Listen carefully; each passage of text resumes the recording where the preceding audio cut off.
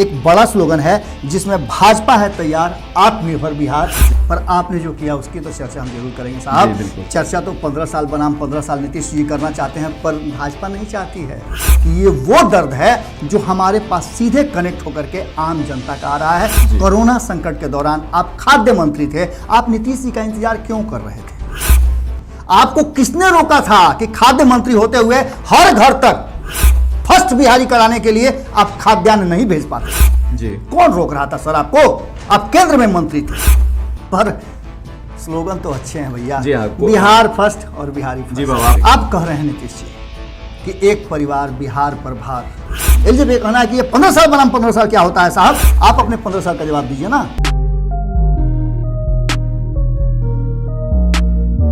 नमस्कार, आप देख रहे हैं भारत लाइव। एक बार फिर से मैं राकेश बाबा के साथ आपके सामने आया हूं बिहार की राजनीति पर विस्तृत चर्चा करने के लिए, विश्लेषण करने के लिए। बिहार में विधानसभा चुनाव होना है। चुनाव को लेकर इस बार जो है हमने पिछले एपिसोड में पिछले दिन एक विश्लेषण किया था, जिसमें हमने सबसे पहले आपको बता दूं कि एक लास्ट में हमने एक सवाल किया था आप लोगों से कि क्या बिहार विधानसभा चुनाव के लिए जनता तैयार है।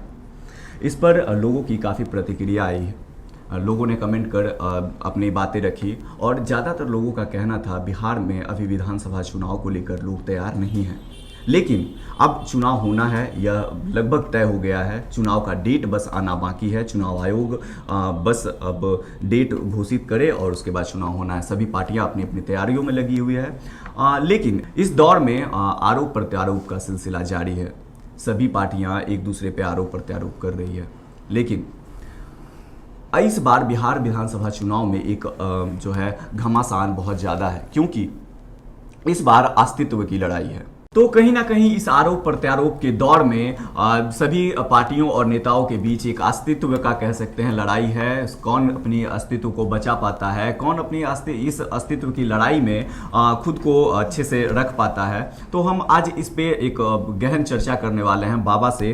बाबा, आपको पता होगा कि बिहार की राजनीति को काफ़ी करीब से जानते हैं और एक सटीक जो बातें हैं, जो सटीक विश्लेषण है आपके साथ रखते हैं और कहीं ना कहीं जो है सच्ची जो बातें होती है वही आप तक रखते हैं। तो हम बाबा से जानना चाहेंगे, बाबा जो बिहार की राजनीति में अभी फिलहाल देखा जाए कि आरोप प्रत्यारोप लगते रहते हैं, लेकिन इस बिहार विधानसभा चुनाव में कहीं ना कहीं देखा जाए सभी का जो है इस बार अस्तित्व की लड़ाई हो गई है। राज होता तो हुजूर बता देते जी, ये हकीकत है, कितना छुपाइएगा।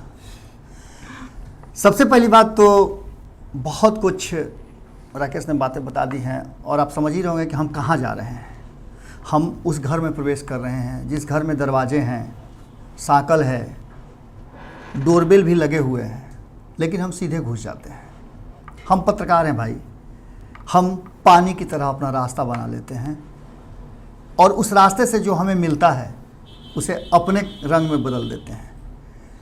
तो बिहार की लड़ाई और अस्तित्व की लड़ाई, जैसा कि राकेश ने बताया आप लोगों को, अस्तित्व की लड़ाई, अस्तित्व बचाने का निश्चित रूप से 15 साल बनाम 15 साल में ये पता चल रहा है कि नीतीश कुमार जी कितना अस्तित्व की लड़ाई में अपने आप को पूरी तरह से पिला चुके हैं। जी जी, पैवस्त हो गए हैं अस्तित्व की लड़ाई बचाने में। जी, अस्तित्व से आगे निकलते हैं हम लोग। बिल्कुल, अस्तित्व बचेगा कि नहीं बचेगा आपके हाथ में है और इसे अस्तित्व भी नहीं कहा जाएगा। ये तो व्यक्तिगत राजनीतिक लोग अपनी चीज़ों को जोड़ लेते हैं, जी, अपने आप को कनेक्ट कर लेते हैं, ये बताने का प्रयास करते हैं कि आपसे हमसे ज़्यादा वो राष्ट्रभक्त हैं जी।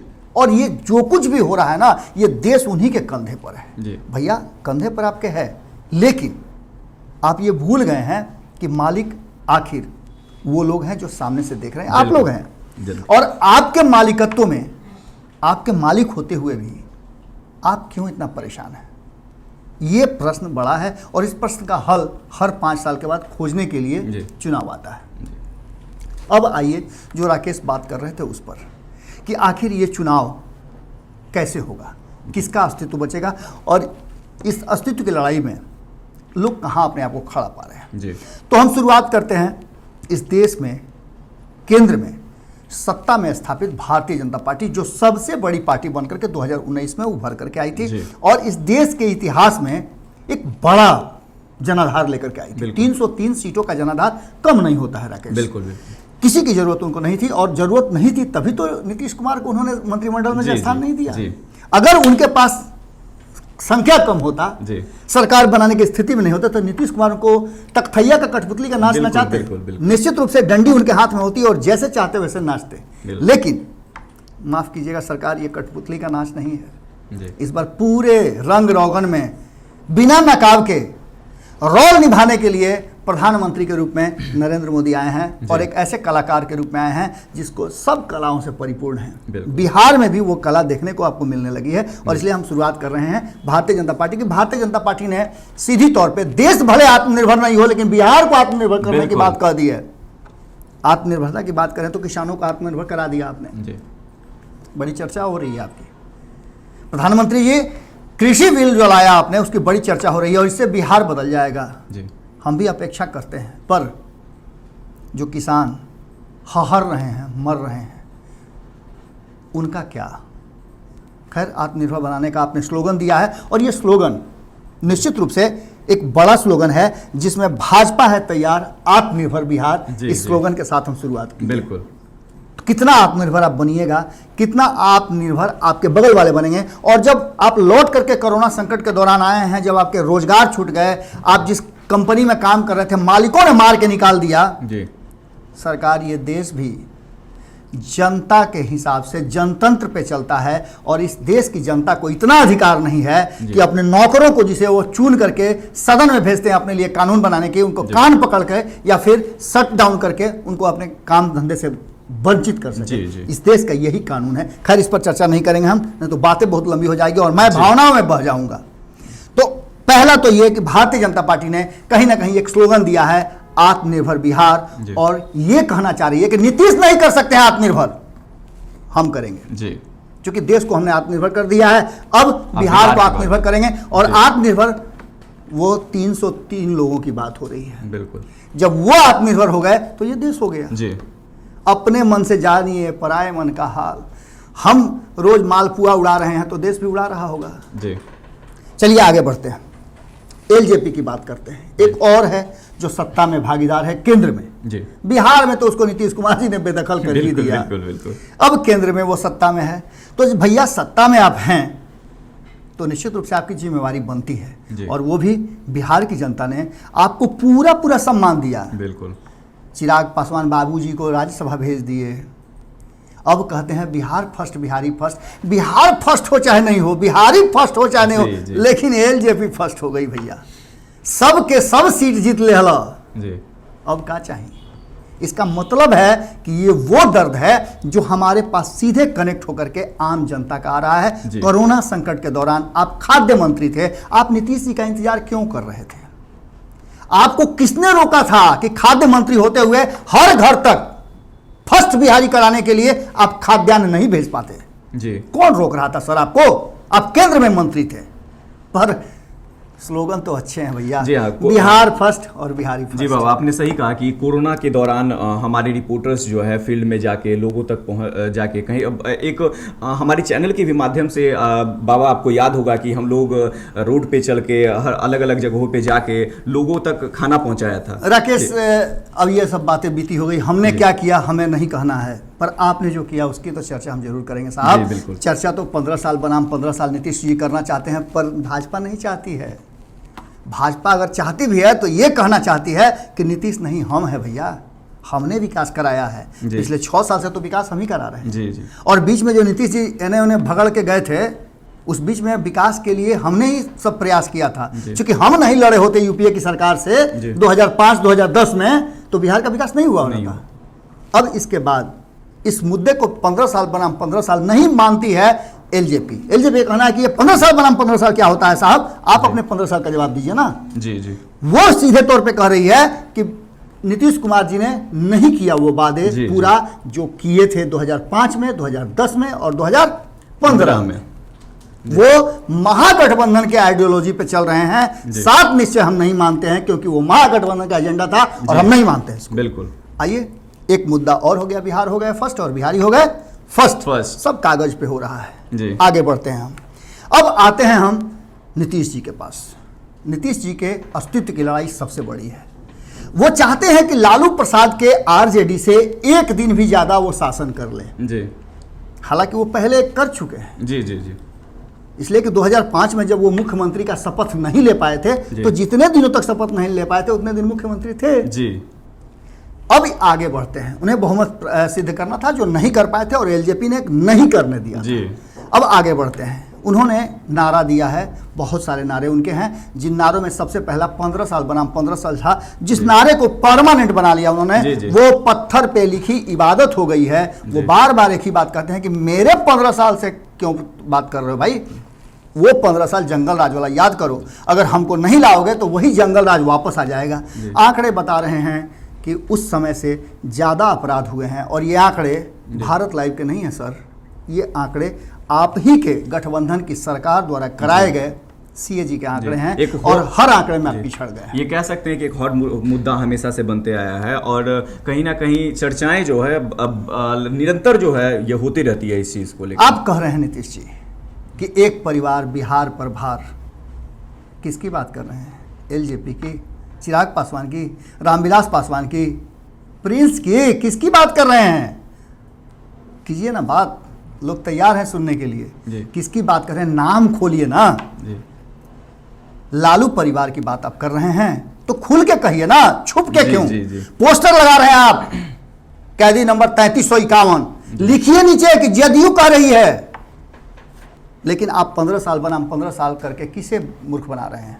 कौन सी जनता को? वो जनता जिसको आपने कहा था कि अगर बिहार आ जाएंगे ये लोग कोरोना काल में तो बिहार में दंगा बढ़ जाएगा, अपराध बढ़ जाएंगे। जब अपने ही लोग अपराधी आपको नजर आते हैं तो फिर कैसा विकास?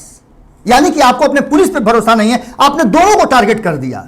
एक तरफ आप कहते हैं अपराध बढ़ जाएंगे तो फिर आपकी पुलिस फेल है जी। और दूसरी तरफ आप उन बिहारियों को जिनके वोट लेकर के आप प्रधान बने हुए हैं उन पर आप उंगली उठा रहे हैं जी। ये क्या है? ये स्लोगन अगर विकास का होता तो अलग बात था। 7 निश्चय की योजना का क्या हुआ वो चिराग पासवान बेहतर बताएंगे, हमसे क्यों पूछ रहे हैं आप? चिराग पासवान को कभी डिबेट में बैठा लीजिए और पूछिए कि ये 7 निश्चय क्या हुए जी। बेहतर होगा। आगे बढ़ते हैं। ये तो थे हमारे वो साथी जी जी। जो कि सत्ता में बैठे हुए हैं बिल्कुल और एनडीए कहलाते हैं, और उसमें एक नया एंट्री हो गया है हिंदुस्तानी अवाम पार्टी के जीतन राम मांझी का, जो ये कहते हैं कि उनका पतवार 2 अर्थी है, दोनों हाथ में पतवार है। अगर नीतीश जी कमजोर पड़े तो ये वाला ज़्यादा जोर से खींचना शुरू कर देंगे, अगर इधर मजबूत हुए तो इधर खींचना शुरू कर देंगे। वो तैयार हैं, लेकिन इस बार नीतीश कुमार जी का क्या होगा ये तय करेगा बिहार का लोग, बिहार की जनता तय करेगी। महागठबंधन में भी बहुत सारे स्लोगन दिए हैं। उन स्लोगन में हम बात अगर करें कांग्रेस की तो बिहार बदलो की बात कर रहे हैं। बिहार बदलो, सरकार बदलो। आप एक परमानेंट अध्यक्ष तो दे नहीं पा रहे हैं, अपने में बदलाव तो कर नहीं पा रहे हैं। आज़ादी के बाद से आपने सत्ता का सुख भोगा है, आप पर बहुत सारे आरोप हैं। उन आरोपों का मुखर होकर के मोदी को जवाब देने लायक आपके पास कोई आदमी नहीं है। प्रधान सेवक के हर बात पर आप बोलते तो हैं लेकिन आपकी आवाज दब जाती है और आप बिहार बदलने चले हैं। 40 में से 1 सीट लेकर के ठीक है कि आपने महागठबंधन की इज्जत बचा ली जी। लेकिन इसमें आपकी काबिलियत कहाँ है? यह बड़ा प्रश्न है। बिहार कैसे बदलिएगा जब आपके महागठबंधन में एका नहीं है? बिहार बदलने के लिए आपको एकजुट होना पड़ेगा जी। तो पहले वो तो हो लीजिए। आप बार बार कहते हैं कि कृषि बिल को लेकर के हम आंदोलन करेंगे। अगर आपने अच्छा कृषि बिल बनाया होता तो लोग आत्महत्या नहीं करते। बिल्कुल। इस देश को सबसे ज़्यादा अगर ज़रूरत था तो रेल बजट का नहीं, कृषि बजट का ज़रूरत था। और ये अगर लेकर के आ गए होते, किसानों के बारे में सोच लिए होते तो आज किसी नरेंद्र मोदी को, किसी प्रधान सेवक को, किसी गृह मंत्री को, किसी मंत्री को नहीं जरूरत पड़ती एक बिल लाने की, जो बिल विवादों का कारण बन रहा है जी। आत्मनिर्भर बिहार ऐसे नहीं होगा। आत्मनिर्भर होने का मतलब है कि आप इस बात को एश्योर करें कि इस आत्मनिर्भरता में आपका योगदान क्या है। जो बिहार 24 घंटा झोली लेकर के आपके सामने खड़ा रहता है मोदी जी कि हमें भिक्षाटन दीजिए, हमें लोगों को तनख्वाह देना है, उस बिहार को आत्मनिर्भर बनाना चाहते हैं आप? तभी बना सकते हैं जब आपकी पूर्ण बहुमत की सरकार होगी। और आप जब एक मुख्यमंत्री नहीं दे सकते हैं तो आप क्या कर सकते हैं? कांग्रेस की भी बात यहीं आकर के समाप्त हो जाती है कि पहले तो इन्हें एकजुट होना पड़ेगा। अगर बात करें जाप की तो ये किसी गठबंधन में नहीं है, लेकिन कहीं ना कहीं पप्पू यादव ने कहा है कि जन अधिकार से बदलेगा बिहार जी, और निश्चित रूप से यही वो मुद्दा है। हम ये नहीं कह रहे हैं कि पप्पू यादव बहुत अच्छा बोल रहे हैं, लेकिन पप्पू यादव का स्लोगन वही है जी, जो इस बिहार की आत्मा है, इस संविधान की आत्मा है। जन अधिकार मिलेगा तभी बदलेगा बिहार। और ये जन अधिकार कौन देगा? पप्पू यादव के पास तो उतना मादा नहीं है कि वो बिहार के मुख्यमंत्री बनकर के कानून बना ले, पर देखने वाली बात होगी कि ये मुद्दा कितने लोगों को सूट करता है। आगे अगर बात करें CPI-ML की तो लूट झूठ की सरकार को सबक सिखाओ जी, बिहार के में वैकल्पिक सरकार बनाओ जी। अब CPI-ML के पास कितना मादा है जो अक्सर अराजकता के लिए जानी जाती है, इसको अराजक घोषित किया जा रहा है। हालांकि CPI-ML के लोग आम जनता के साथ जुड़ करके जमीन खेत खलिहान की बात करते हैं और ऐसी बातें निश्चित रूप से होनी चाहिए। CPI-ML के पास वो अब पहले वाला मादा नहीं रह गया है, लेकिन इस लड़ाई में कहीं ना कहीं एक सुई के बराबर ही हैं, लेकिन उनकी उपयोगिता जरूर है।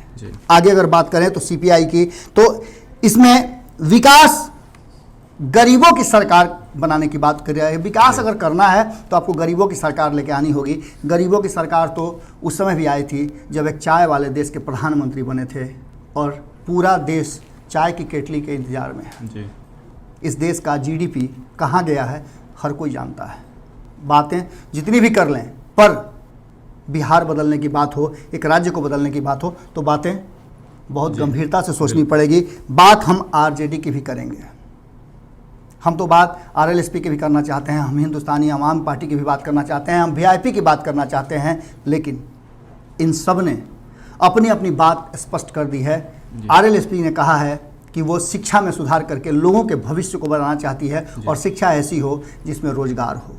माधव आनंद से जब हमारी बात हुई, उपेंद्र कुशवाहा से जब हमारी बात हुई, तो वो सीधे तौर पे कहते हैं कि हम रोजगार सृजन का हमारे पास बहुत सारा उपाय है। हमने नीतीश जी को भी कहा था, पर वो मेरी बात नहीं सुनते हैं। उद्योग मंत्री से जब हमने बात करने की कोशिश की, उद्योग मंत्री से 2-4 बार क्या हम मिले कि उनको तो अपने दल से ही निकाल दिए। श्याम रजक आज बेरोजगार हो गए हैं जी।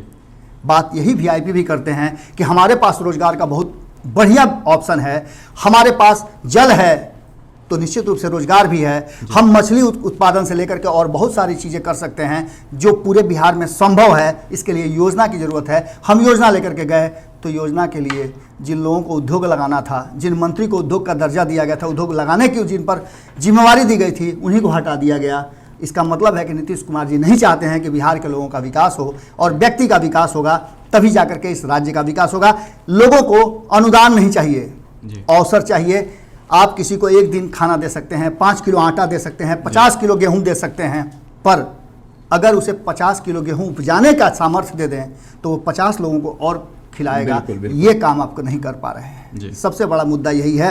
अब आगे आप देखिए, RJD का नारा है तेज रफ्तार तेजस्वी सरकार, और कहीं ना कहीं 15 साल बनाम 15 साल को पीछे करके तेजस्वी यादव का सोचना ये है कि वो इस पूरे मामले को कहीं ना कहीं नीतीश वर्सेस तेजस्वी कर दें। नीतीश वर्सेस जो लालू का मामला है उसे हटा करके राजद सुप्रीमो भी कहीं ना कहीं वो भी चाहते हैं कि अब जो है मुकाबला जो है तेजस्वी और नीतीश हो। बिल्कुल, अब नई सरकार नई सोच के साथ नया बिहार बनाने की बात हो रही है। इसमें बहुत सारे लोग हैं, हो सकता है कि इस सोच के साथ LJP भी कहीं मत आ जाए, हो सकता है कि जीतन राम मांझी के सुपुत्र हैं वो कहीं ना आ जाएं, हो सकता है कि बिहार के विकास की रफ्तार को देख करके और भी बहुत सारे युवा जुड़ न जाएं।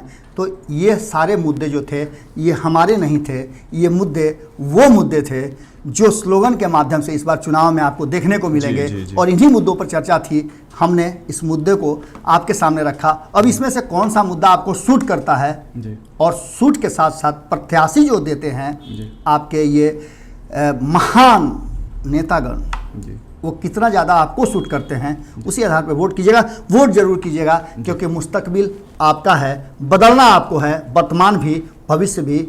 और जो बीत गया वो बात गया, आगे की सुध ले के हिसाब से आप आगे का बात कीजिए और बिहार को एक विकल्प दीजिए, वो विकल्प जो बिहार का हो, बिहार के भविष्य के लिए हो। पढ़ाई, कमाई, दवाई, सिंचाई और सुरक्षा, ये सब आपको मिल सके। जी। तो बाबा ने बताया, जैसे एक अहम मुद्दे पे हम बात किए, बहुत सारी बातें हुई इस बीच, कहीं ना कहीं चुनाव से पहले यह बातें करना बहुत ज़रूरी हो गई थी। बाबा ने अपने चर्चा के दौरान कहा कि चुनाव जो है होने के बाद वोट जरूर करें, क्योंकि वोट जो हमारा जनाधिकार है वह हमारा अधिकार है, तो वोट जरूर करें, हमारा अधिकार है वोट करना और सही सरकार चुनना। तो हमने चर्चा के दौरान काफ़ी सारी बातें की, काफ़ी सारे स्लोगन्स की बातें की। सभी पार्टियां, अलग अलग पार्टियां जो है अलग अलग मुद्दों पर जो है स्लोगन्स तैयार की है, चाहे वह स्लोगन्स जो है शिक्षा को लेकर हो, रोजगार को लेकर हो, चाहे बिहार फर्स्ट, बिहारी फर्स्ट जैसा चर्चा के दौरान आपने सुना। और फिर कहीं बात करें, अगर भाजपा की बात करें तो भाजपा है तैयार, आत्मनिर्भर बिहार, तो आत्मनिर्भर बिहार की भी बातें हुई। अन्य तमाम मुद्दों पर बातें हुई। सभी पार्टियां अलग अलग मुद्दे पर जो मन लुभावन जो बातें हैं, उसको मुद्दे हैं, उसको लेकर जनता के बीच रखे और कहीं ना कहीं वो अपने स्लोगन्स तैयार किए हैं। तो लेकिन इस बीच जो है लोगों के बीच मन लुभावन स्लोगन्स रखने का जो है इनका जो सोच है, कहीं ना कहीं यह है कि लोग उससे अट्रैक्ट हों। लेकिन जनता सब जानती है, जनता को पता है किसे वोट देना है। पिछली बातों को भूल जाएं और आगे अपना भविष्य उज्जवल करने के लिए सही सरकार का चयन करें। तो इस चर्चा के दौरान बाबा हमारे साथ मौजूद थे। हम बाबा से को बहुत बहुत धन्यवाद देना चाहते हैं, क्योंकि यह बहुत ही ज़रूरी मुद्दा था और बहुत ज़रूरी बातें थी जो जनता तक रखना ज़रूरी था। बाबा, न धर्म न जात जी, सब की बात, यही है इस देश के संविधान की जो असल बातें, वो यही है। सर्वधर्म समभाव का ये देश है और सबको हम स्वागत करते हैं, सबके साथ हम चलते हैं। जात धर्म संप्रदाय समुदाय सबको भूल जाइएगा। इस बार चुनाव एक अच्छी सरकार के लिए जरूर दीजिएगा। जी, तो फिलहाल के लिए इतना ही। यहाँ खबरों का सिलसिला लगातार जारी रहता है। अन्य खबरों के लिए लगातार देखते रहें भारत लाइव। नमस्कार। बढ़ाएं अपना कदम सक्सेस की ओर शिखर करियर इंस्टीट्यूट के साथ। शिखर करियर इंस्टीट्यूट पूर्वी भारत में एकमात्र कोचिंग संस्थान जो एक्सक्लूसिवली है मेडिकल एंट्रेंस एग्जाम के लिए।